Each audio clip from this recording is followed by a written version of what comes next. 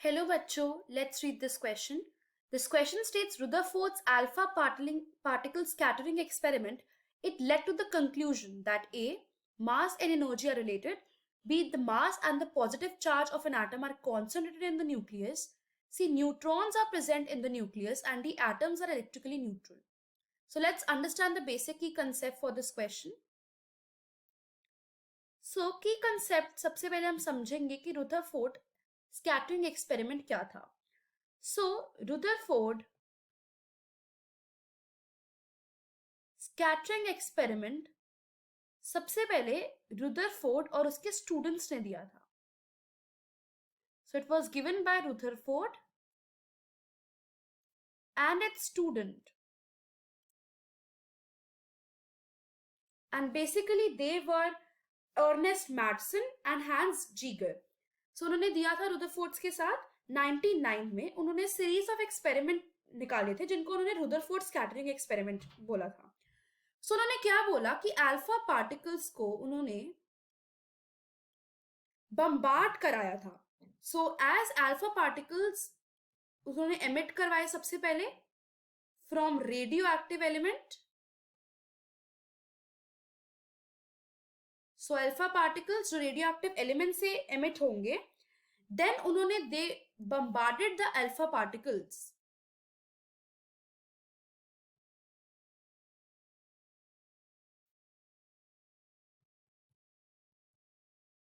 To basically a foil of gold, या कोई heavy metal से भी करा सकते हैं, बट उन्होंने गोल्ड फॉइल ली थी. सो व्हाट हैपेंस है, सबसे पहले हमको पता होना चाहिए कि अल्फा पार्टिकल क्या होता है. So alpha particle high energy positively charge helium particle है. सो हीलियम पार्टिकल है जिसका चार्ज इट इज +2 एंड इसका मास होता है 4u एंड ये पॉजिटिवली चार्ज होता है. This is the helium particle. So experiment क्या हुआ था, हम एक्सपेरिमेंट का अगर सेटअप समझे तो रुदरफोर्ड ने क्या एक्सपेरिमेंट करा था. रुदरफोर्ड ने एक एक्सपेरिमेंट किया था कि उसने सबसे पहले रेडियम को लीड ब्लॉक में लिया था. देन बेसिकली एक शील्ड टाइप लगाई थी, अल्फा पार्टिकल्स जहां से निकल रहे थे उसके बीच में एक शील्ड लगाई थी जिसमें उसने रेडियम डाला था.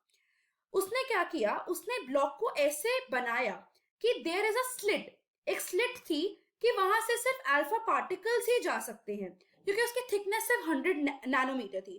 तो उसने एक नैरो बीम ऑफ स्लिट बनाई. सो स्लिट वाज देयर कि ताकि अल्फा पार्टिकल्स ही बम्बार्ड कर पाए. And in order to detect कि अल्फा पार्टिकल्स आफ्टर स्कैटरिंग क्या शो कर रहे हैं, सो जो सर्कुलर स्क्रीन थी, सो द सर्कुलर स्क्रीन वो जिंक सल्फाइड से कोटेड थी. जैसे गोल्ड फॉइल के अराउंड जो सर्कुलर स्क्रीन थी उसको जिंक सल्फाइड से कोट किया गया था. देन जब अल्फा पार्टिकल जिंक सल्फाइड की स्क्रीन को टच करते थे, स्ट्राइक करते थे, so when alpha particle they strike the ZnS coat, then एक लाइट का फ्लैश प्रोड्यूस होता था.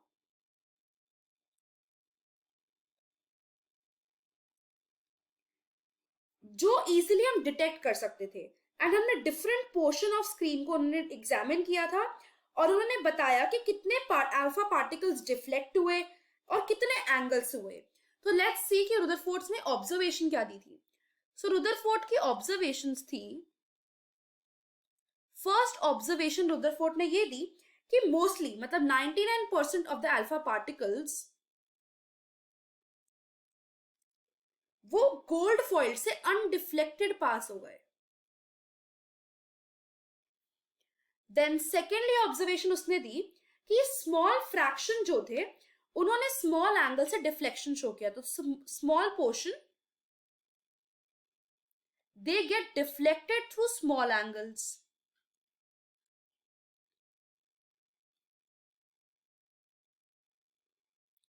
एंड थर्ड उसने ऑब्जर्वेशन दी कि वेरी फ्यू मतलब 20,000 में कोई एक पार्टिकल ऐसे होगा जो बिल्कुल भी पास नहीं हुआ बट उसने लार्ज डिफ्लेक्शन, मतलब उसको लार्ज डिफ्लेक्शन मिली अप्रोक्सीमेटली ज्यादा 90 डिग्री से ज्यादा, और या तो उसको 180 डिग्री का डिफ्लेक्शन मिला. सो वेरी फ्यू उनको क्या मिला, they experienced a large deflection, या तो 90 डिग्री से ज्यादा, यू कैन से 180 डिग्री का, उसको वापस से डिफ्लेक्शन मिला। एज हमको पता था कि थॉमसन मॉडल ने बोला था कि पॉजिटिव चार्ज जो है वो यूनिफॉर्मली डिस्ट्रीब्यूटेड है। अगर यूनिफॉर्मली डिस्ट्रीब्यूटेड था तो जो पॉजिटिवली चार्ज अल्फा पार्टिकल है वो तो बिल्कुल कंसिडरेबल मास, अगर पॉजिटिवली चार्ज है ही वो पूरा एटम, तो अल्फा पार्टिकल तो इजिली अनडिफ्लेक्टेड पास हो जाना चाहिए था, या तो बिल्कुल स्लाइटली डिफ्लेक्ट होता।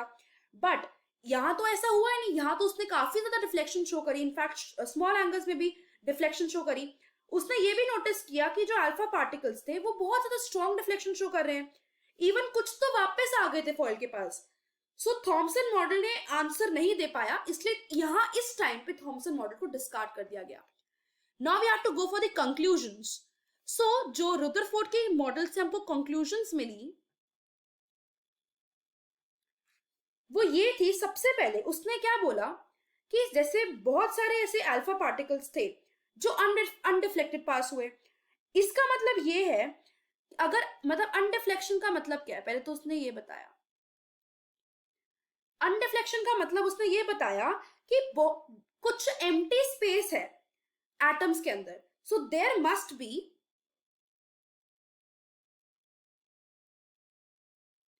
अ वेरी लार्ज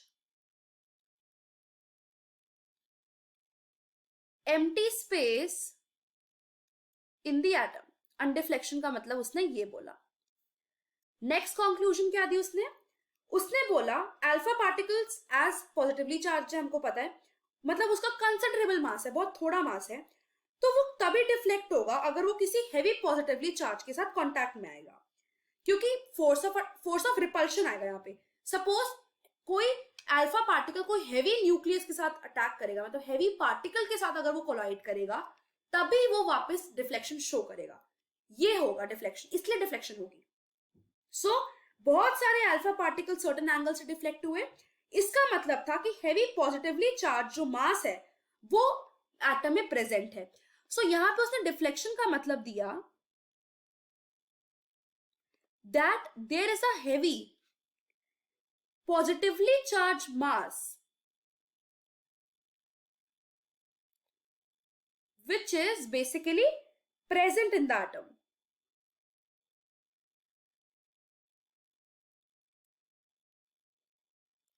बट इसने जो बोला कि जो मास है वो कोई स्मॉल स्पेस पे कंसाइज है, वो पूरे में नहीं फैला हुआ, बट वो एक स्मॉल स्पेस पे कंसाइज है, क्योंकि फ्यू ही पार्टिकल्स डिफ्लेक्शन शो कर रहे थे। So the mass basically it is occupying a small position, इसने ये बोला। इसने थर्ड कंक्लूजन ये दी, स्ट्रॉन्ग डिफ्लेक्शंस हो रही हैं या जैसे बाउंसिंग बैक आ रहे हैं, वापस आ रहे हैं, उसने ये बोला कि डायरेक्ट कॉलिजन हो रहा है with that heavy mass. So इसने डिफ्लेक्शन 180 डिग्री डिफ्लेक्शन को उसने ये समझाया that there must be a collision with that mass, with that you can say heavy positively charged mass.